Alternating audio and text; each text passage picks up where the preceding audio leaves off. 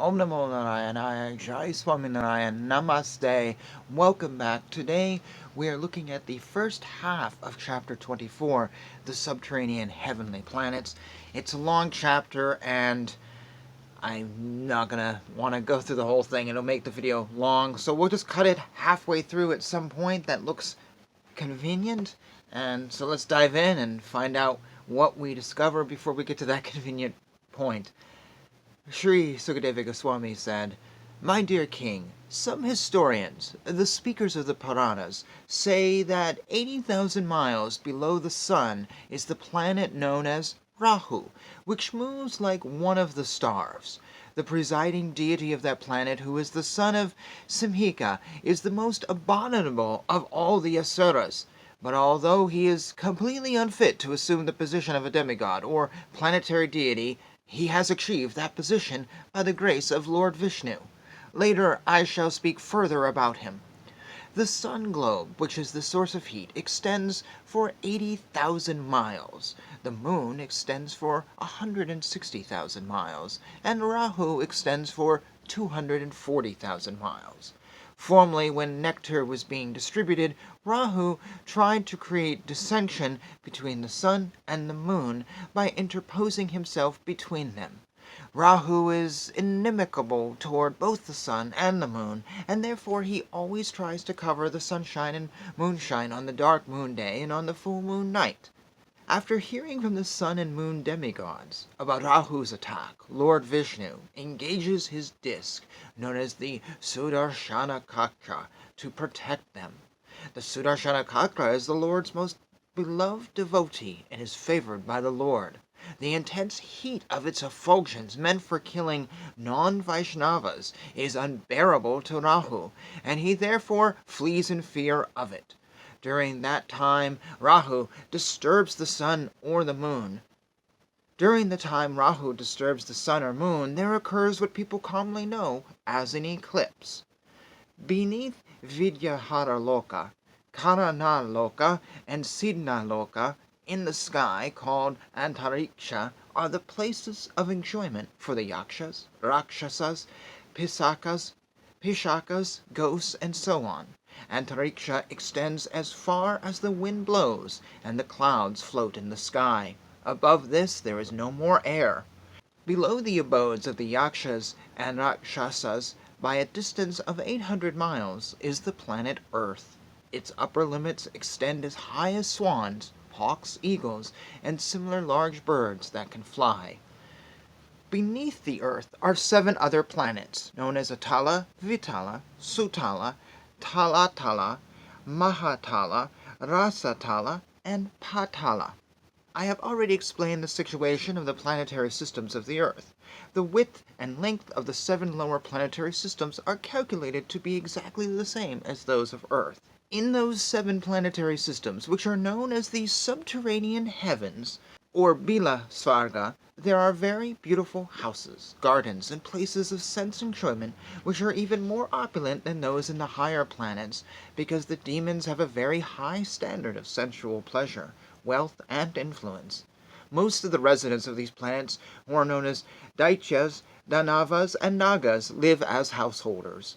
Their wife, children, friends, and society are all fully engaged in illusory material happiness. The sense enjoyment of the demigods is sometimes disturbed, but the residents of these planets enjoy life without disturbances. Thus they are understood to be attached to illusory happiness. In the imitation heavens, known as Bilasvarga, there is a great demon named Maya Danava, who is an expert artist and architect. He has constructed many brilliantly decorated cities. There are many wonderful houses, walls, gates, assembly houses, temples, yards, and temple compounds, as well as many hotels serving as residential quarters for foreigners. The houses for the leaders of these planets are constructed with the most valuable jewels, and they are always crowded with living entities known as Nagas and Asuras, as well as many pigeons, parrots, and similar birds. All in all, these imitation heavenly cities are most beautifully situated and attractively decorated. The parks and gardens in the artificial heavens surpass in beauty those of the upper heavenly planets. The trees in those gardens, embraced by creepers, bend with a heavy burden of twigs, with flowers and fruits, and therefore they appear extraordinarily beautiful. That beauty could attract anyone and make his mind fully blossom in the pleasure of sense gratification. There are many takes and reservoirs with clear, transparent water, agitated by jumping fish, and decorated with many flowers like lilies, cuvillaeas, calaras, and blue and red lotuses. Pairs of cacravacas and many other water birds nest in the lakes and always enjoy in a happy mood, making sweet, pleasing vibrations that are very satisfying and conducive to enjoyment of the senses. Since there is no sunshine in those subterranean planets, time is not divided into days and nights, and consequently fear produced by time does not exist.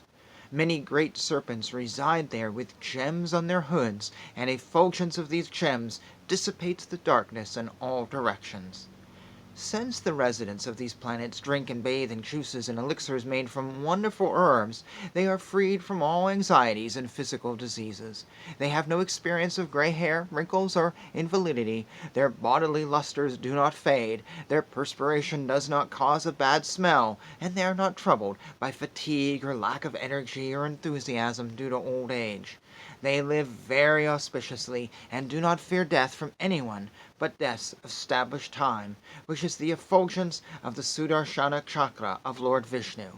When the Sudarshana Chakra enters those provinces, the pregnant wives of the demons all have miscarriages due to the fear of its effulgence. So this seems like a good place to pause, which is verse 15, a little less than halfway through. It mentions in the first line, it talks about some historians, the speakers of the Puranas. I have not on this channel read any Puranas. If you know of any, I would be open to suggestions to read them. I am not really familiar with them other than the Srimad Bhagavatam. I don't really know any others, or I think maybe the Vishnu Purana, the Brahma. Is it the Brahma Purana? I think those are the two that I see the most. Vaishnava oriented, of course, and that's why I see them the most.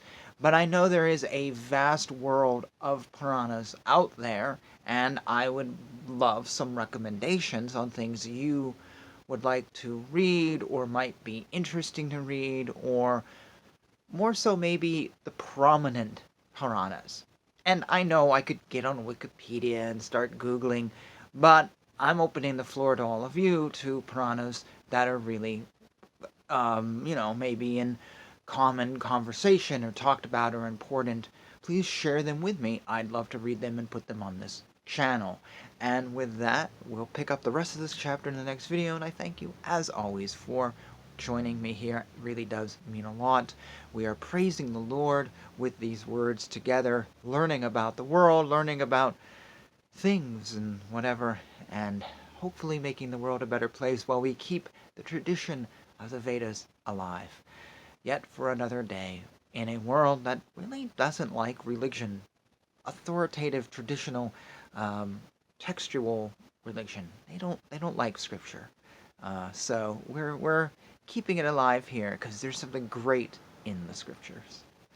All right, thank you for joining me. Jai Shri Krishna, Jai Shri Swaminarayan, Hare Krishna, Krishna Krishna, Hare Hare, Hare Rama, Rama Rama, Hare Hare.